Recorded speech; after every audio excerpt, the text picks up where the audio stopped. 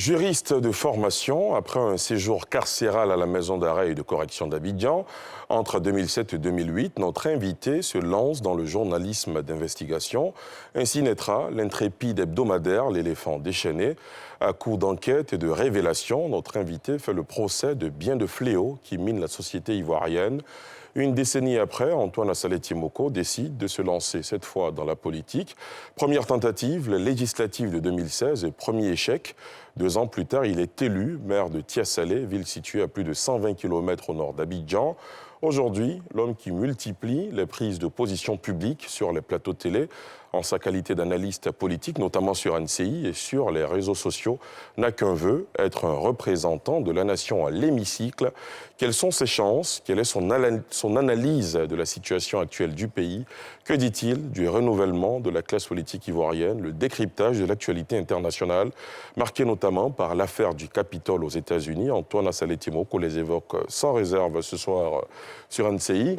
Antoine Assalé Moko, bonsoir. Bonsoir Ali. Qu'est-ce que cela fait de se retrouver dans la position de l'intervieweur interviewé? Il faut dire que je suis maintenant un peu habitué au plateau télé. Absolument. Voilà. Donc, dans le cadre de NCI 360, nous étions les invités pour décrypter l'actualité. Aujourd'hui, je suis l'invité devant vos téléspectateurs. Et donc, c'est le même sentiment. Toujours heureux de nous retrouver ici à NCI. Alors, avant d'ouvrir cet entretien, je vous propose à vous et à nos téléspectateurs de suivre ce portrait.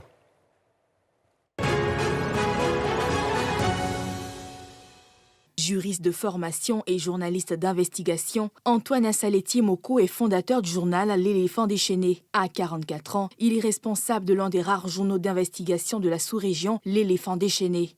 Assalé sait toutefois que la voie choisie est semée d'embûches, puisque la pratique du journalisme d'investigation est à ses balbutiements sous nos latitudes. Antoine Assalé Moko et son journal ont déjà affronté plusieurs fois la justice. Certaines des révélations du journal ayant effectivement débouché sur l'ouverture d'enquête, lui-même ayant séjourné 12 mois en prison pour un article de presse qu'il avait publié dans les colonnes du Nouveau Réveil.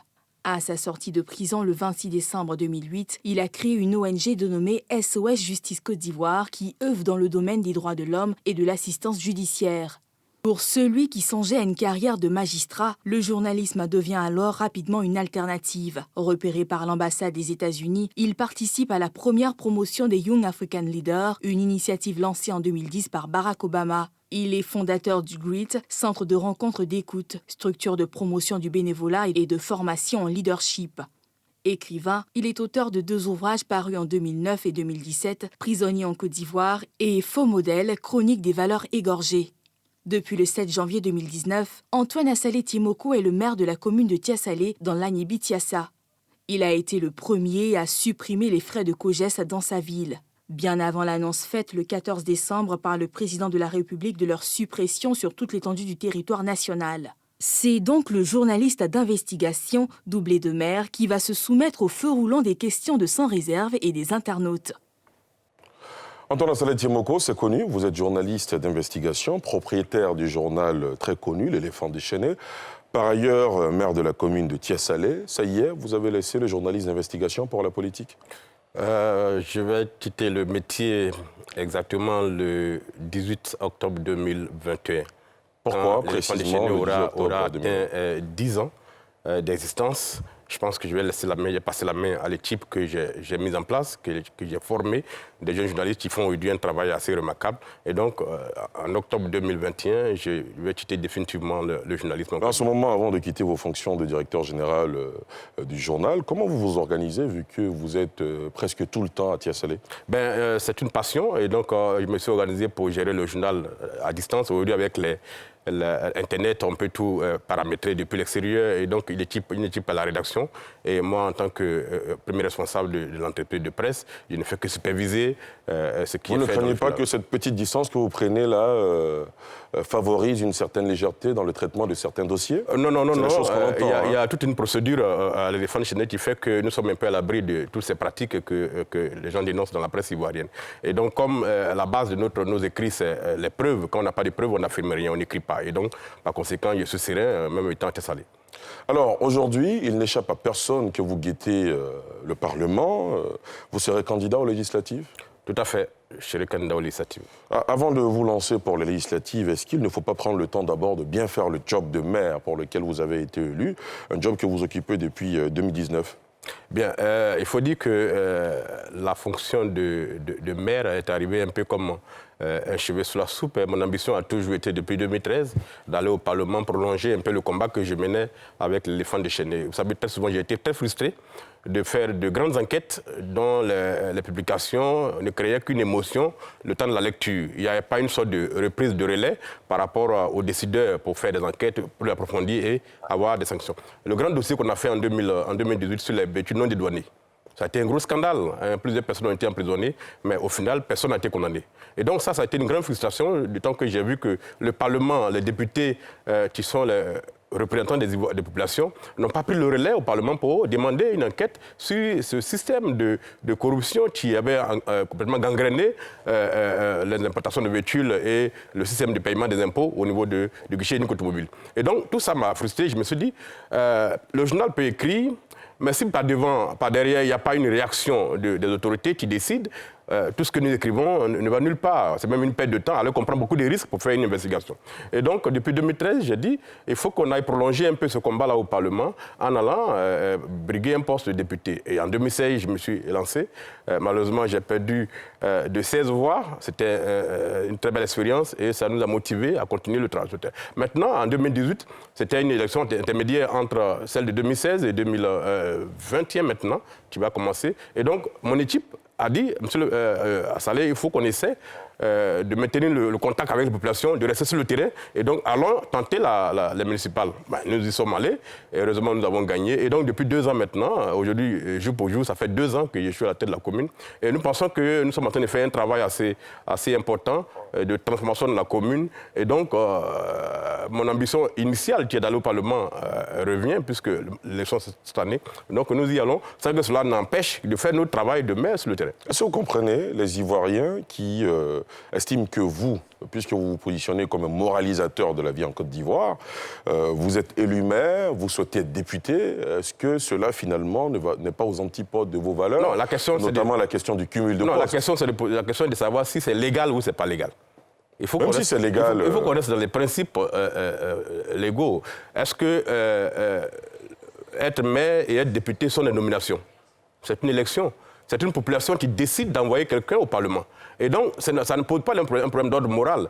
Je veux dire, si à la suite du poste de maire, du poste de député, il y a maintenant une nomination politique qui arrive au-delà, en ce moment, on peut parler de cumul de postes, mais en même temps, quand on est élu député ou maire et qu'on est nommé ailleurs, on ne fait pas les mêmes activités. Il y a une sorte de passage de main à un suppléant. Donc, la loi a tout prévu. Par conséquent, moi, ça ne me pose aucun problème d'être candidat aux législatives. Très bien. Alors, Antoine Saleh Timoko, vous indiquiez tout à l'heure que cette ambition vient un peu d'une frustration, mais il n'y a pas que ça. Quand on est député, c'est pour voter des lois, pour proposer, élaborer des lois. Est-ce que vous avez des propositions concrètes que vous entendez mettre devant le Parlement s'il advient que vous êtes élu député? La question, d'abord, c'est de savoir comment fonctionne notre Parlement. Est-ce que c'est un Parlement qui est multicolore, dans lequel il se passe des débats qui ont pour essence de... Quelle est votre lecture? Ma lecture est que depuis les indépendances, notre Parlement, et d'ailleurs c'est un peu général à travers le monde, c'est les partis au pouvoir qui sont majoritaires généralement au Parlement et donc qui prennent un peu en otage le Parlement. Puisque vous savez qu'en Côte d'Ivoire, depuis les années 60 jusqu'à maintenant, il y a à peine 10 propositions de loi qui ont été votées en Côte d'Ivoire. C'est-à-dire des lois d'origine parlementaire. Sinon, globalement, à 99%, les lois qui sont votées en Côte d'Ivoire sont d'origine gouvernementale.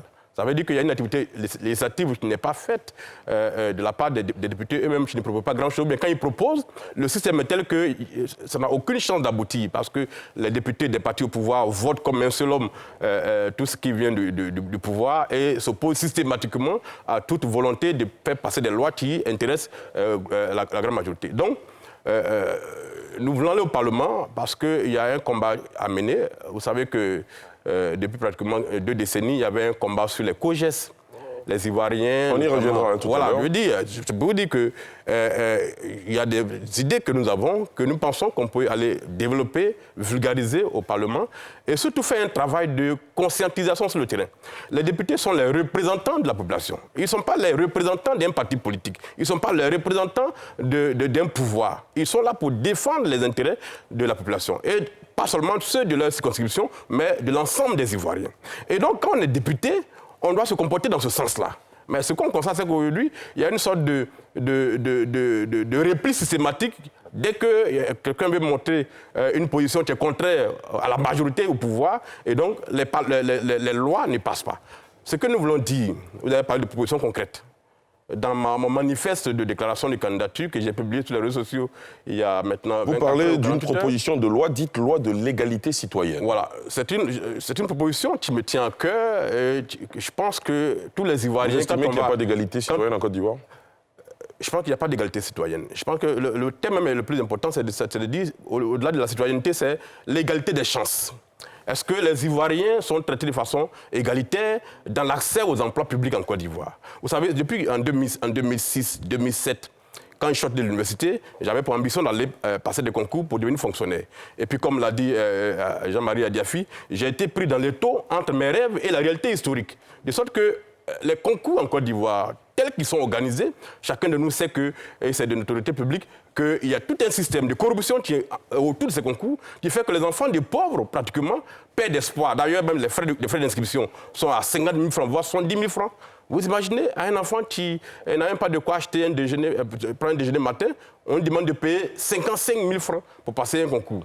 Et donc, il y a une sorte de discrimination qui est faite, de sorte que beaucoup de jeunes Ivoiriens, beaucoup d'Ivoiriens paient d'espoir devant le système. Et donc, l'égalité des chances veut dire quoi? Veut dire qu'une proposition de loi doit venir pour supprimer les frais d'inscription au concours public. Mais finalement, on utilise quel argent pour organiser ces concours? C'est l'État qui organise les concours. Et donc, l'État doit prendre des dispositions pour avoir les moyens de financer les concours qu'il organise. Puisque l'État doit recruter des gens pour remplacer les fonctionnaires. Et donc, c'est l'État d'organiser tout ça. Je ne dirais pas son nom, un ministre qui était à la fonction publique l'a fait. A organisé pendant 1 an des concours en Côte d'Ivoire sans que personne ne paye un rond. Et les concours ont été organisés. Ça veut dire qu'il y a tout un système qui est mis en place. Vous voyez, le concours d'instituteurs. Souvent, il y a 3 000 places, 4 000 places, mais 70 000 candidats, dont chacun paye entre 30 000 et 55 000 francs. Multiplié par 70 000, vous voyez combien de milliards ça fait? Et donc, on pense qu'il faut mettre fin à ce système-là qui empêche des Ivoiriens d'accéder aux emplois publics. Le principe, c'est l'égalité d'accès aux emplois publics. Première chose. Deuxième chose, vous avez le fonctionnement des partis politiques qui bénéficient d'une loi qui a été prise en 2003 qui permet de financer des partis politiques qui ont des représentants au Parlement. D'accord? Et ce financement-là, il est public. C'est de l'argent public qui est utilisé. C'est entre 500 et 800 millions que certains partis politiques reçoivent chaque année. Cet argent, ils le dépensent sans rendre compte aux Ivoiriens. Ils ne forment aucun Ivoirien à l'esprit démocratique. Et donc, comment vous le savez Mais on le sait d'ailleurs par le comportement des militants sur le terrain. La crise qu'on vient de traverser par rapport au présidentiel nous a montré que les partis politiques n'ont aucune formation et que les militants se nourrissent de rumeurs et n'ont aucun esprit démocratique. Et donc, il y a un travail à faire à ce niveau pour que les partis politiques... Donc vous souhaitez que cet argent soit justifié? Il faut que ce soit justifié et qu'une partie de 10 à 20%, 30% soit utilisée pour former les militants à l'esprit démocratique. C'est de l'argent public. Les partis politiques n'embauchent pas les gens. Ils ne créent pas d'emplois. Mais ils reçoivent entre 800 et 500 millions chaque année. Et donc, il y a un travail à faire à ce niveau-là. L'égalité des chances, c'est aussi de faire en sorte que les fonctionnaires qui sont dans la fonction publique, les populations qui ont accès à un emploi public, n'utilisent pas les biens de l'État à des fins personnelles. Vous pensez notamment aux véhicules administratifs? Je pense notamment aux véhicules administratifs. En 90-92, le président actuel, le président Ouattara, étant Premier ministre, avait pris une décision d'interdire les sorties des véhicules administratifs les week-ends et les jours fériés. Vous savez combien d'économies en termes de carburant on peut faire si les véhicules ne sortent pas pendant 2 jours pour aller en week-end?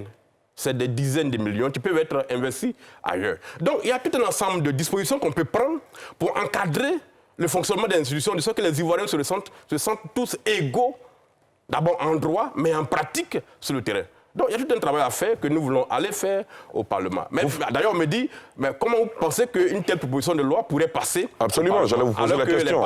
Tout à l'heure, vous indiquiez que les partis politiques, notamment les députés du pouvoir, voteraient d'une seule voix. Voilà, ils voteraient d'une seule voix. Vous représenterez peut-être une seule goutte d'eau dans la mer. C'est pour ça qu'il y a une méthodologie à avoir. Quelle est-elle? C'est celle qui consiste à informer les citoyens. C'est qui consiste à jouer vraiment le rôle du député. le député, ce n'est pas seulement d'aller voter la loi de consentir l'impôt. C'est aussi un acteur de conscientisation, un acteur d'information des populations sur ce qui est fait au niveau de l'État. Et donc, une telle proposition de loi ne peut pas être envoyée au Parlement sans que d'abord une étude ait été faite très sérieuse, rédigée par des experts, et ensuite qu'un travail de conscientisation et de sensibilisation soit fait sur le terrain. On peut prendre 2 ans en tant qu'initiateur d'un tel projet sur le terrain, traverser la Côte d'Ivoire et expliquer aux problèmes des jeunes, aux chefs de village, aux chefs de communauté, aux chefs religieux, tout ce monde-là, qu'il y a intérêt à ce que, par exemple, les concours sont organisés, les jurys des concours publics soient ouverts à d'autres entités. Que la société civile, par exemple, ait un représentant dans le jury de l'ENA. Que les chefs religieux aient un représentant dans le jury de l'ENA. Enfin, que ces jurys-là soient ouverts de telle sorte qu'on sache ce qui est fait exactement quand un concours est passé. Parce qu'un État, c'est d'abord des ressources humaines qualifiées. Mais on ne peut pas passer un concours où très souvent les plus méritants sont recalés et les moins méritants sont admis. Alors, entre autres dispositions très fortes que vous proposez, le retour au service militaire obligatoire et l'éducation citoyenne par région pour tous les enfants ayant atteint 18 ans. Pourquoi ? Il y a un gros travail à faire pour éduquer les citoyens ivoiriens. Aujourd'hui, quand on prenait même l'école avec les départs en vacances anticipés, c'est un problème d'éducation citoyenne. Quand vous prenez le comportement des citoyens dans la rue, c'est un problème d'éducation citoyenne. Et donc, il y a un travail à faire pour que les citoyens soient instruits des valeurs de la République. Et nous estimons qu'il faut que le service militaire obligatoire revienne pour les enfants qui auront atteint 18 ans. Ça peut être déterminé en 3 mois, en 6 mois, mais que pendant une telle période-là, la République inculque à ses enfants de vraies valeurs. Parce que ce à quoi on assiste, si on y prend garde, dans quelques temps, on va se retrouver dans un système qui est tel que personne ne pourra contrôler cette jeunesse-là et ça va être une bombe à retardement qu'on ne pourrait pas gérer. Donc il faut qu'on ramène des valeurs et qu'on enseigne ces valeurs républicaines-là aux citoyens dès le bas âge pour qu'on encadre leur dynamisme réflectif. Alors, pour contrôler tout ça, vous dites qu'il faut la création d'une haute autorité à l'égalité citoyenne. Ce ne serait pas une institution de trop, de plus? Non, je ne pense pas.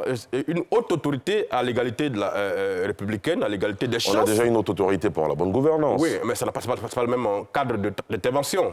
Hein. La haute autorité pour la bonne gouvernance intervient surtout sur les questions de gouvernance qui sont liées à la corruption et tout ça. Mais la haute autorité pour l'égalité des chances est une institution dont le rôle est de vérifier que les enfants de la République sont traités de la même manière par l'État.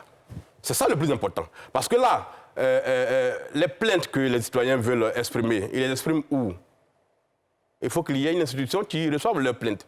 Et qu'à la fin d'une année exécutive, on puisse publier un rapport sur les dysfonctionnements de la République qui empêchent des citoyens ivoiriens d'exercer leurs droits ou bien de bénéficier des droits que l'État leur reconnaît.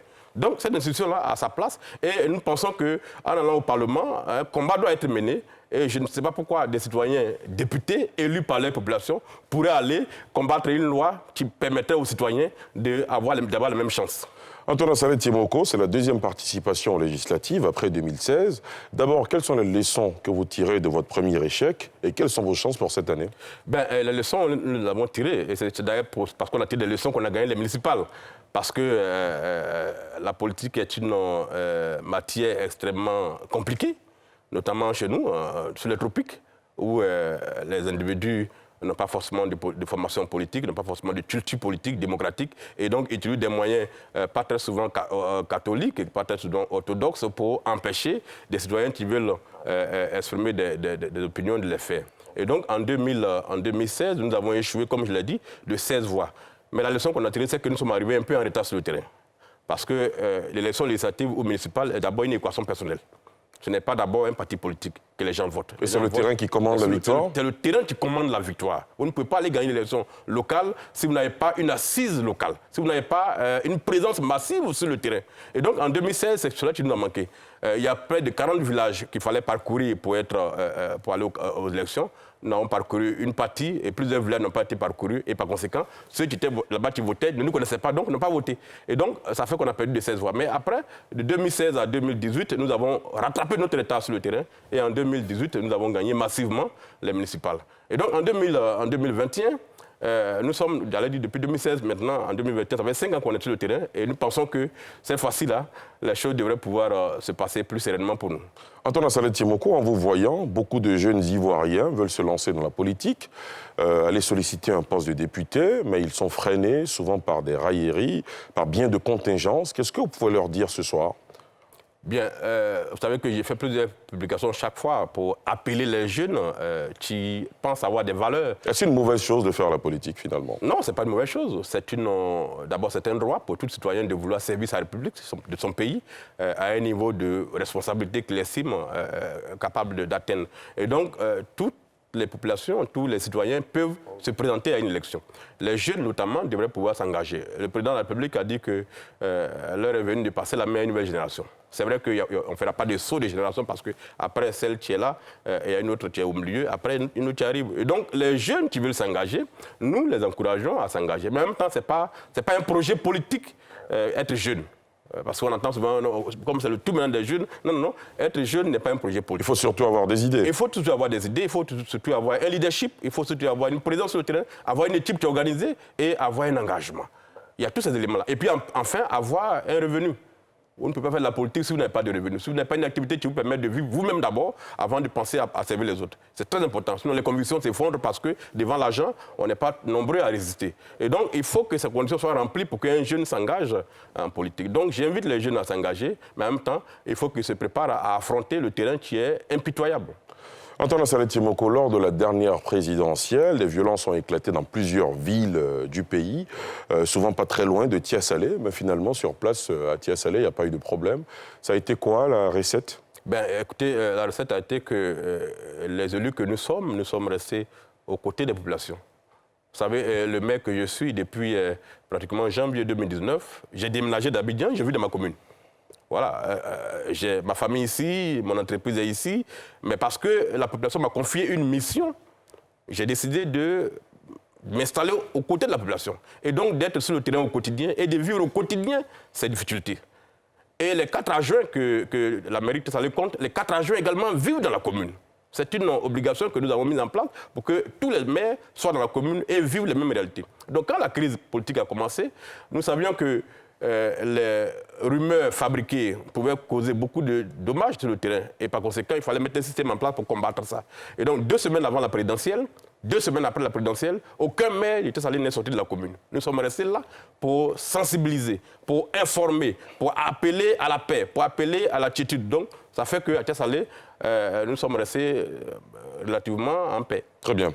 Depuis septembre, la mairie de Tiasalé, que vous dirigez donc, a décidé d'allouer une subvention annuelle d'1 million de francs CFA à chaque école primaire et école maternelle de la commune, en lieu et place des frais payés par les parents d'élèves au comité de gestion des établissements scolaires, les fameux COGES.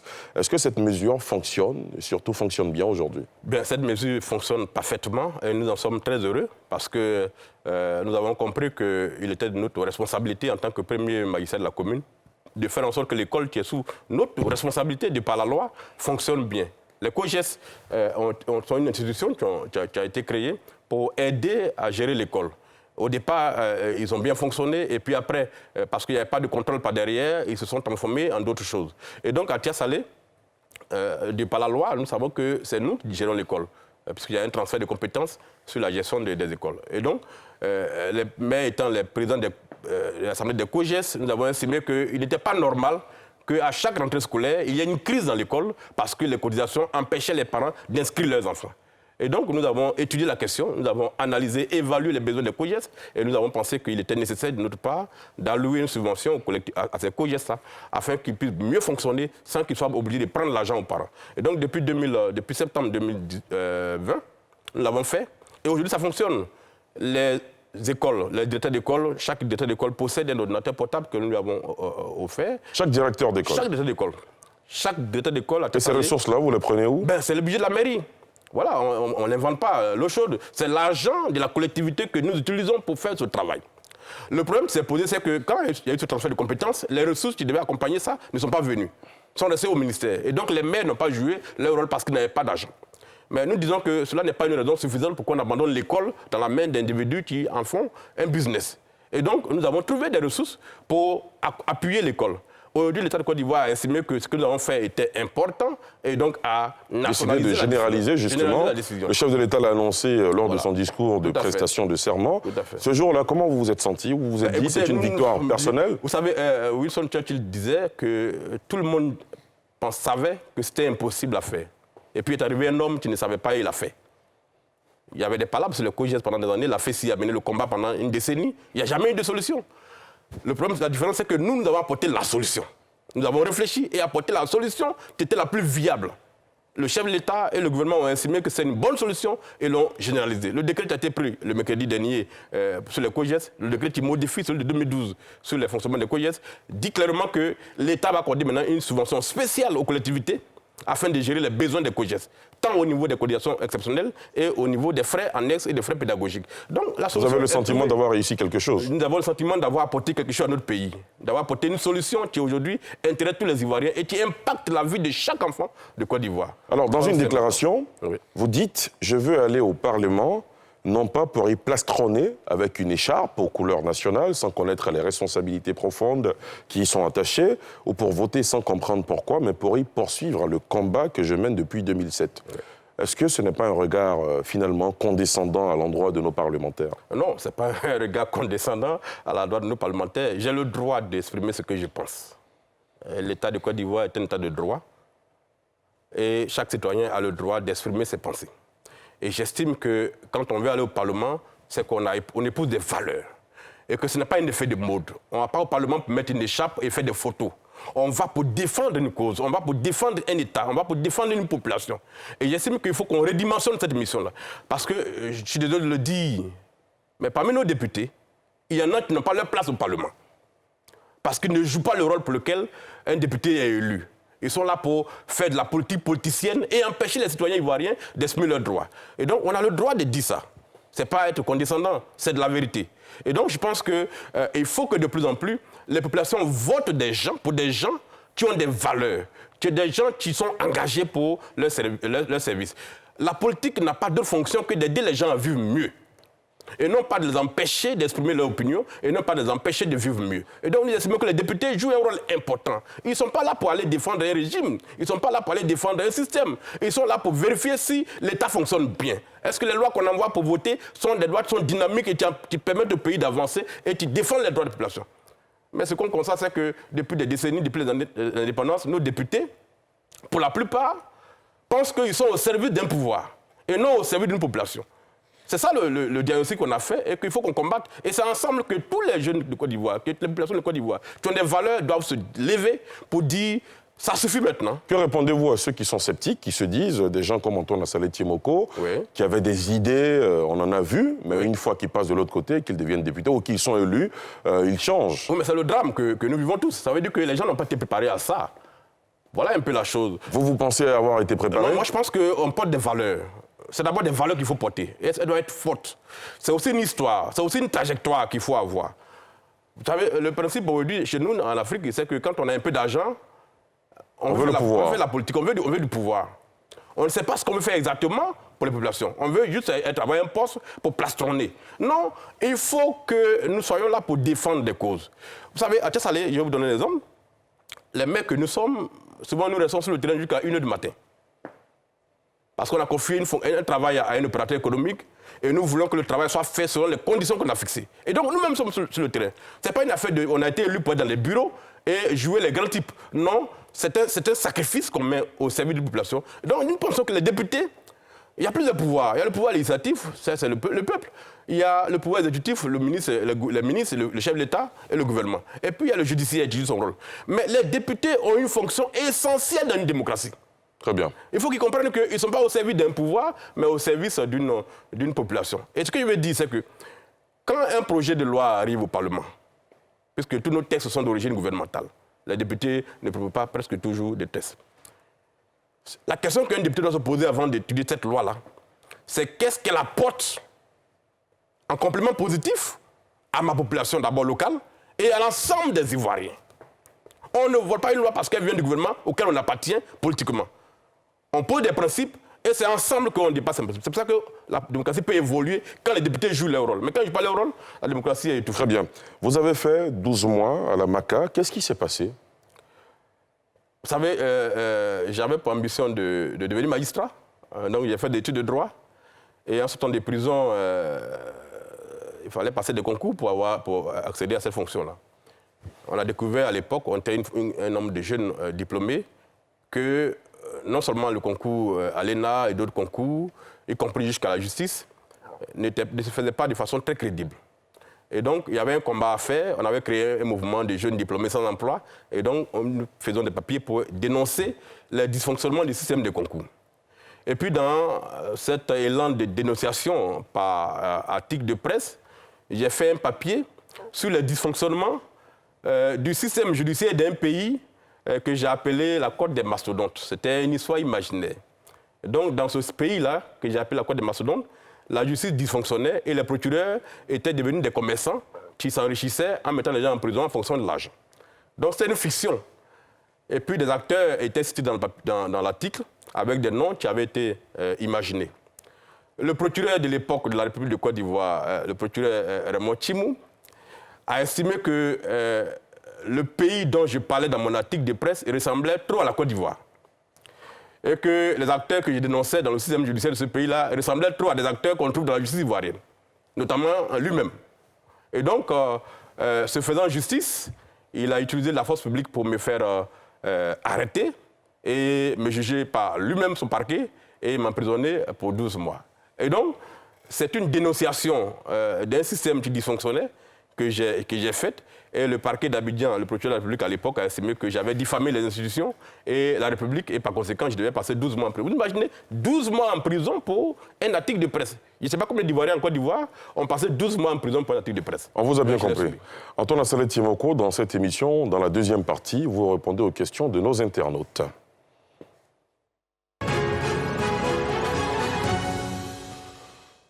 La première question nous vient de Raymond-François Onchaud qui nous dit « N'avez-vous pas le sentiment d'avoir sacrifié l'éléphant déchaîné, votre journal, sur l'autel de vos ambitions politiques ?» Je pense qu'on en a un peu parlé. Oui, non, je n'ai pas le sentiment d'avoir sacrifié l'éléphant déchaîné parce que nous continuons de faire des révélations. Il n'y a même pas encore 2 jours, nous avons fait encore une révélation sur des dysfonctionnements dans notre fonction publique. Et donc, le journal, il faut comprendre que son rôle est très simple.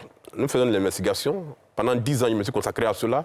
J'estime que le temps est venu de passer la main et de faire autre chose. C'est aussi normal que quelqu'un veuille faire autre chose. J'ai des jeunes gens qu'on a formés, qui sont journalistes, qui tiennent la machine aujourd'hui et qui continuent de faire le travail que nous faisions, même quand j'étais là. Et donc, je n'ai pas le sentiment d'avoir sacrifié le journal. Bien au contraire, nous sommes en train de créer derrière le journal tout un système informatique qui va permettre bientôt de passer à la version numérique à 100% et abandonner le papier. Parce que nous voulons faire un peu comme nos collègues de l'extérieur. Très bien. La prochaine question, elle nous dit que faire pour que Tiasalé soit une ville dortoir pour les travailleurs d'Abidjan. Arthur Nyoleba. Bien, c'est d'ailleurs ce que nous sommes en train de faire. Nous sommes en train de transformer complètement cette ville-là et de créer même à côté une cité nouvelle. Tiasalé est pratiquement à 120 km d'Abidjan. Nous pensons que d'ici 10 ans, puisque la zone industrielle a été construite maintenant sur l'autoroute, qui ont passé par Jesco, vous voyez les grandes entreprises sont installées sur l'autoroute. Donc d'ici 10 ans, d'ici 5 ans même d'ailleurs, les entreprises vont atteindre le PK 100 ou bien le PK 105 et par conséquent seront très proches de Tiasalé. Et donc nous sommes en train de faire toute une transformation de la ville, créer d'abord un plan directeur, faire des lotissements, viabiliser tous les lotissements qui ont été faits pour que les gens viennent s'installer. Ouais, aujourd'hui, il y a une brigade de gendarmerie, il y a une compagnie de gendarmerie, il y a plusieurs collèges en construction, il y a fini, il y a une grande usine de transformation de cacao à Tiasalé, et donc les gens commencent à venir. Et par conséquent, il y a tout un système d'urbanisme à mettre en place pour qu'on crée une université dortoir, et la mairie est en train de travailler sur cela. Très bien. La prochaine question, avec le concours de la réalisation, nous dit « Vous avez été jeté en prison en 2007 pour un article de presse que vous avez publié. Qu'est-ce que la prison vous a apporté ?» Une question de Didier Brou. Oui, vous savez qu'en sortant de la prison, j'ai écrit un livre sur les dysfonctionnements du système judiciaire ivoirien et les violations des droits de l'homme en Côte d'Ivoire. La prison est un passage qui transforme un individu de 2 manières. Soit vous y allez parce que vous avez commis une infraction infamante, soit vous y allez parce que vous avez commis une infraction qui n'est pas infamante, qui peut être une infraction d'opinion. Et quand vous allez en prison, vous avez le temps de réfléchir sur votre avenir, vous avez le temps de réfléchir sur votre pays. Et en sortant de prison, vous pouvez sortir de deux manières, soit complètement détraqué par la prison, soit un homme meilleur, ou un homme plus convaincu d'un combat que vous meniez avant d'aller en prison. Moi, en sortant de prison, j'étais encore plus convaincu que j'avais un rôle à jouer dans ce pays-là. Et donc, la prison m'a apporté une sorte de renforcement de mes convictions, une sorte de sédimentation de mes ambitions. Et par conséquent, aujourd'hui, tout ce que je fais aujourd'hui a une trace dans la prison, puisqu'on a connu plein de monde là-bas qui aujourd'hui occupent de hautes fonctions. Et ensemble, nous sommes en train de réfléchir à comment faire pour apporter notre contribution à la construction de notre pays. D'accord. Alors, la toute dernière question des internautes nous dit, est-ce que le fait d'avoir été élu maire de Thiès-Salé a ramolli vos prises de position? Nda Fulbert. Je pense que... Est-ce que vous portez plus de gants maintenant qu'avant? Non, en fait, il y a une confusion que les gens font. L'éléphant déchaîné n'est pas un journal politique. L'éléphant déchaîné n'est pas un journal d'opinion. Ce n'est pas un journal de combat. En Côte d'Ivoire, il y a des journaux de combat. L'opposition a des journaux de combat. Le parti au pouvoir a des journaux de combat. Les gens font toujours la confusion entre l'éléphant déchaîné et les journaux d'opposition ou bien les journaux du pouvoir. L'éléphant déchaîné n'est pas un journal d'opinion. C'est un journal d'enquête. C'est un journal d'investigation. Donc, nous ne faisons pas de prise de position politique dans l'éléphant déchaîné. Tout ce que nous écrivons dedans, c'est des enquêtes qui sont étayées, documentées par rapport à des preuves. Première chose. Deuxième chose, mes positions sur les réseaux sociaux n'ont jamais été foncièrement politiques. Elles ont toujours une base d'enquête journalistique. Et d'ailleurs, elles sont toujours le prélude à une enquête qui va être publiée dans l'éléphant déchaîné. Les gens ont l'impression que depuis que je suis devenu maire, je me suis ramolli, comme si avant je menais un combat politique. Je n'ai jamais mené de combat politique en Côte d'Ivoire. Il faut que les gens soient très clairs. J'ai toujours mené un combat de journalistes d'investigation, de dénoncer les dysfonctionnements, y compris jusque dans tous les ministères, y compris au palais présidentiel. Quand quelque chose ne fonctionne pas bien dans ces institutions-là et qu'on a les preuves, on n'hésite pas à les publier. Et donc, le fait d'être devenu maire fait que désormais, il y a une autre casquette. Le maire, il est au service d'une communauté. Il est au service d'une population qui lui a confié un mandat pour transformer son environnement, pour l'aider à mieux vivre dans un environnement plus sain. Et donc, l'État de Côte d'Ivoire, qui est incarné par un pouvoir, est celui-là qui apporte les ressources aux collectivités. La politique, ce n'est pas la guerre. Dans le conseil municipal, il y a les gens du PDCI, il y a des gens qui ont une tendance FPI. Mais ensemble, nous travaillons pour notre collectivité. Le maire ne fait pas de politique dans la mairie. Le maire fait une politique de développement. Et il tape à toutes les portes où il peut rentrer pour avoir les ressources pour travailler pour sa collectivité. Très bien. Voilà, c'est très clair. Donc, il ne faut pas que les gens confondent un peu le maire et le journal. Avant de refermer cette émission d'environ une minute, quel est votre regard sur ce qui défraie la chronique aujourd'hui au niveau de l'actualité internationale? Les partisans de Donald Trump qui ont envahi le Capitole, symbole de la démocratie africaine, le siège du Congrès américain. Quel est votre regard là-dessus? Première chose, on a la preuve que la démocratie est une conquête permanente. Deuxième chose, on a la preuve que quand les populistes prennent le pouvoir, tous les peuples sont en danger. C'est tout ce que je voulais dire dessus. Très bien. Pour terminer, Antoine Assaleti Moko, vous serez candidat indépendant ou vous irez sous la bannière d'un parti? Candidat toujours indépendant. Très bien. Candidat toujours indépendant. Vous avez le sentiment d'avoir répondu à nos questions sans réserve? Bien, je pense avoir dit l'essentiel, sans réserve. Merci beaucoup d'être venu. Merci aussi à vous. Merci à vous, chers téléspectateurs, chers internautes, de nous avoir suivis. Excellente suite de programmes sur la nouvelle chaîne ivoirienne.